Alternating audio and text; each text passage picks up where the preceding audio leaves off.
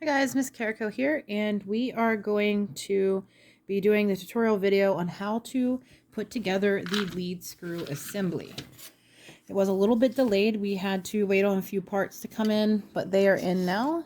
And so we're going to go ahead and do a quick tutorial. If you ever need to pause it while you're building, you can just always pause the video and then resume it once you get done.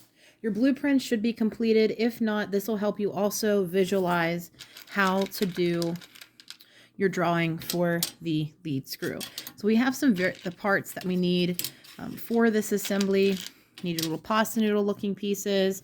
We need these, a track, a piece that goes across the track that will move back and forth, an axle, and various screws and locking nuts. So instead of building up here on the top, we are going to be building on the base plate itself. Now you could build like this depending on what your build is, and you may have a shorter or longer lead screw depending on what your specific needs are. So what we're going to be doing is we're going to be attaching this track onto our build plate. You are going to need longer screws for this because you have to accommodate for the spaces between here and down through the bottom. So this screw is good. I mean, it's going to be underneath. There's no moving parts for this, but you may have to adjust the screw size based on your build's needs. Like if you have moving parts, then you're going to want to, of course, adjust as necessary. So we're going to place a screw there, and then we're going to place a screw all the way down at the end.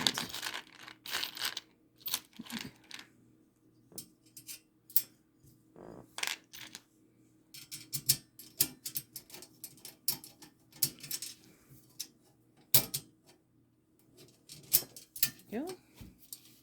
Flipping it over, I'm just putting the, you can't see it, it's off camera, but I'm putting the other jellyfish onto the screw, tightening it. Because they're longer, I'm able to actually just use the bottom. There we go. So we're just going to then tighten that down with the screw, and then we have our track on here. The next thing we need to do is to place these on here. Now you notice there's different holes. We're going to be attaching it with the screws here and here down through, and it should line up perfectly with that piece. Now again, because we're working with a lot thicker material, you are going to need to use your longer screws.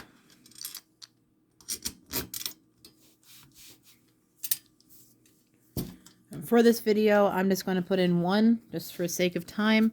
But once you do your builds, you might have to, you should put two in there.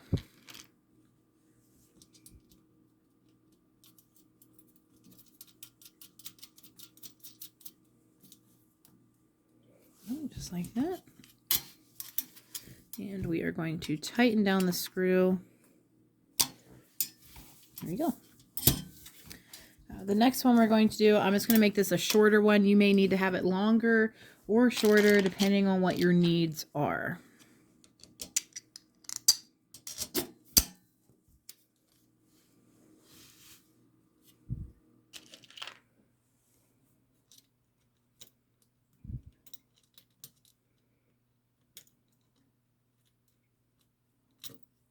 Oops, I'm at a weird angle.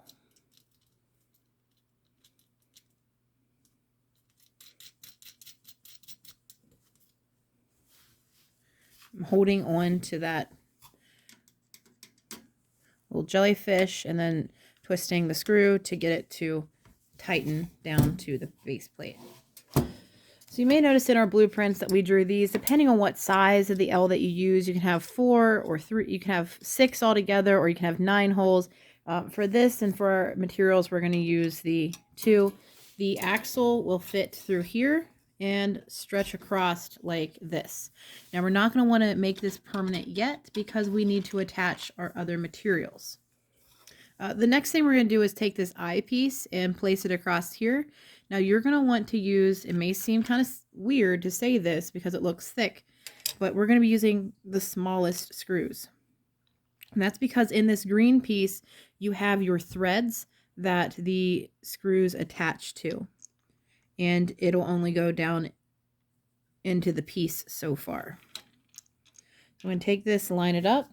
Now you could try to go at an angle. You could try to go in an angle like that, but it's not going to be beneficial to you. So I'm just going to put my screwdriver down through the top hole, line it up over top of where I'm supposed to tighten it down, and then tighten it from that point. And then there we got it. Now we're going to do that on the other side as well. Taking our smallest screw,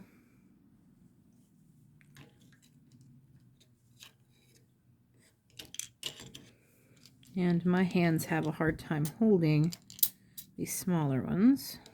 There we go. Like that, and then tighten it down into place. And there we go. Now we have our assembly, and the pasta noodle pieces connect down through here. So you can actually snap that down into place, and now we have some form of movement. The next thing we're going to do is we're going to put these pasta noodles on. I want you to notice how one side has this notch while the other side has the holes. That notch goes into the hole on the noodles, and you'll notice that is nice and clean. Now if it's off, you'll have spaces, and it's not going to effectively go through this piece here. So the axle goes through the big main piece here. We just slide that on. And I'm lining up where the hole should be. There we go. Snaps in place. You can see how there's no things through here. Now, if you didn't already solidify this down, this is perfectly fine to do it this way. But you need to make sure that you install your axle before you really get those spirals in, because it'll cause a little bit of difficulty whenever you're putting it together. I'm lining up, I'm looking at where the hole is. I'm going to slip that on over here and push that through. I'm going to snap this down into place, and then once we get it to here, we're going to want to spin.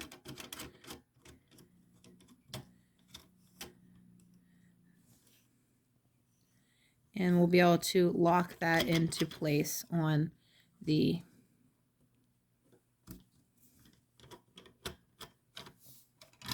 piece. We're going to want to move that up and down. Okay. Now, I want to point out some things. So as we're going through this, you may notice it's going to slide back and forth. We're going to want to put on our locking nuts. Some people will put them here and here. You only need one on each side. You don't need to work harder than what you have to, especially when it still gets the job done. So I'm going to slip a locking nut on here. I'm going to be using the screwdriver that has the that doesn't have the ball on the tip of it. The one with the ball on the tip is the one that we use for the black screws.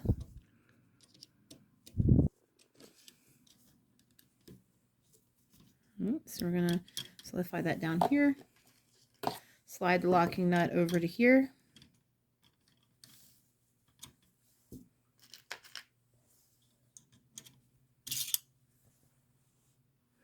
All right, so we're going to then rotate that around. Make sure that you push this one up flush.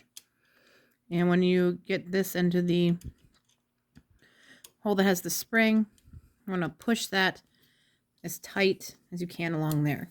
So as we see, this will not move at all. And we did that with the least amount of locking screws.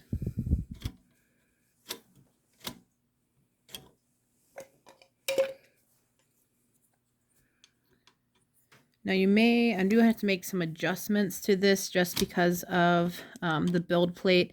The end of your axle is where you would place your handle for this if it's not part of an automated system. So I am just scooching this down just for my purposes, for my build, just for right now. I'll lock that into place.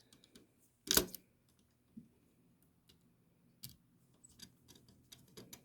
we go.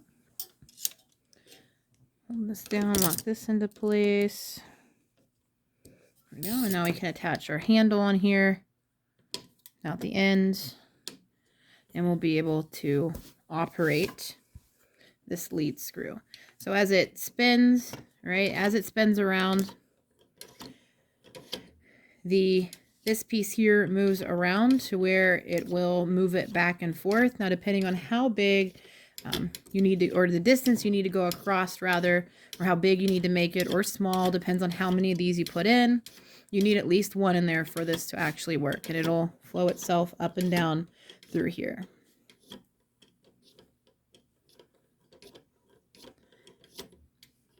All right, so this is the lead screw, and you can build this on a flat plate like this. It could be vertical like this as well, to where we get to actually move around this way.